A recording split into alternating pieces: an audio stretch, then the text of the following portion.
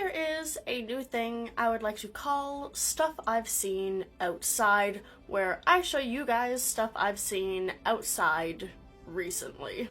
Starting with these lads, which are a couple raccoons that were outside my apartment. Now, we saw these 2 nights in a row, my roommate and friend and I. I got a couple videos of them the first night that they were out.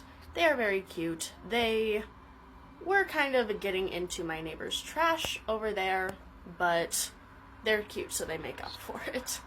Next thing I saw was this plant, which is called the arrowleaf balsam's root, also known as the Oregon sunflower. It is a type of plant native to multiple areas in North America, including BC, where I took this picture. Also, all of these are my own pictures of the stuff that I saw. It is edible and is also medicinal. Next up, we have this little bee, which I'm pretty sure is a mason bee. I'm not sure the exact species, but mason bees are solitary bees that are native to North America, and the plant that it is on is a chive or onion or garlic. It's not wild. This is at my old college campus. I was there recently, and that's not wild, but there is a bee. Next, we have this flower, which is the common chokecherry, and this little beetle, I have no idea what that is. Couldn't identify it, but chokecherry, again, native to North America. Next up, we have hound's tongue, a plant that is very much not native to British Columbia. It is native to Europe and is found quite widespread across multiple areas in North America where it has been introduced, and in British Columbia it is considered to be a noxious weed, meaning it is invasive and it is bad. This is partly due to the fact that it is quite toxic, not so much to humans, but more so for livestock and other large grazing animals. I have seen these guys out in the wild before, but this is the first time I've really took note of them. I have made videos on them before because poisonous plants, but yeah, invasive in British Columbia. Next, we have this little butterfly. I'm not 100% sure on the identification of this one. From geographic location, it looks like Bois Duval's blue. However, from visual description, it looks more like the small blue. However, those are not found in North America. So this guy is probably the Bois Duval's blue butterfly. Now, this one is interesting. I'm pretty sure this is a rose gall, which is a type of growth caused by a female rose gall wasp, kind of altering a part of the rose stem, usually unopened leaf buds, and making it have this large growth where she lays her eggs in. Those eggs will then develop into baby wasps, most of them being female, as this is a largely parthenogenic species, and they'll just kind of bust out of the rose gall in spring and restart the process over again. Then we have some mushrooms that I found. I'm not 1000% sure on the identification. It looks like either a mica cap or a common ink cap. Based on kind of the state of the mushrooms, I'm pretty sure this one is a common ink cap. As you can see, they are kind of turning brown and decaying, but I am not the greatest at identifying basic brown mushrooms, but I'm pretty sure these are common ink cap. Both mica caps and common ink caps are found throughout North America. However, ink caps are toxic and mica caps are edible. We didn't eat any of these, so we don't know, but yeah, it could be either of them. I'm not entirely sure. We also found this flower up here, which looks like a Tatarian honeysuckle, which is invasive in North America. It's native to areas of Siberia and China, but it has been introduced to North America and is considered invasive in many places, including British Columbia. We've also got many friends over here, the Western painted turtle. Western painted turtles are native to North America, and they are quite easy to get confused with red-eared sliders.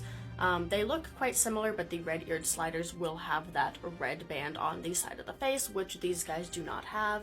There were a ton of different turtles at this turtle pond. You can see this guy also has kind of a busted shell, but it looks to be fully healed, and he seems to be doing okay. You can also get a pretty good view of those big webbed and clawed hind feet that these guys have, which is also pretty cool. Here's a couple more. This guy was just a little one, only about this big. There were also ducklings. There were quite a few, like 6 or 7 baby ducks floating around the pond, but we could not get, or they did not come close enough. We didn't actively go out to look for them, but they did not get close enough for me to take any pictures, but they were very cute. Here's another guy right there, a male red-winged blackbird. Big fan of these guys. There were a bunch of the red-winged blackbirds. I couldn't get any videos of the females. They were a little bit more skittish. There's a couple squirrels as well. I'm pretty sure this guy is just a regular gray squirrel. There were a lot of them. This guy was on the smaller side. We saw some really, really fucking fat ones. This one is a favorite of mine. Again, the Death Camus, which, while not super similar looking to a regular camas, does have a similar looking root, which, unlike regular camas, is toxic. This one is quite poisonous. Death Camus is native to North America, found quite widespread throughout many areas. Again, the tuber is toxic to eat, which is what happens when it gets confused with regular camas. And Death Camus does have a mutualistic relationship with the Death Camus minor bee, which is the only bee that can pollinate it because the pollen is toxic. We also found this plant here, which is the sulfur cinquefoil, another type of invasive plant. It's not blooming yet, but the flowers have 5 petals and they're a nice light yellow. Unfortunately, they are invasive. Natively, it is found in Europe and Asia, but has been introduced into quite a few areas of North America. Now, this one is interesting because I don't actually know what this is. My identifier apps have been giving me so many different things. Some say it's a wild orchid, some say it's wild sweet pea, some say it's a type of vetch. I don't think it's a type of vetch. It doesn't really match that. I really don't know what this type of plant is. It is a very cool looking one. I'm just not entirely sure what. So if you guys know what this is, let me know. Location, British Columbia. Yeah, I don't have a clue about this guy. And finally we have this guy, which I am also quite confused about. Now this is an insect molt. So it's the exoskeleton of a nymph of a type of insect that has since burst out xenomorph style and has metamorphosized into a regular full adult insect.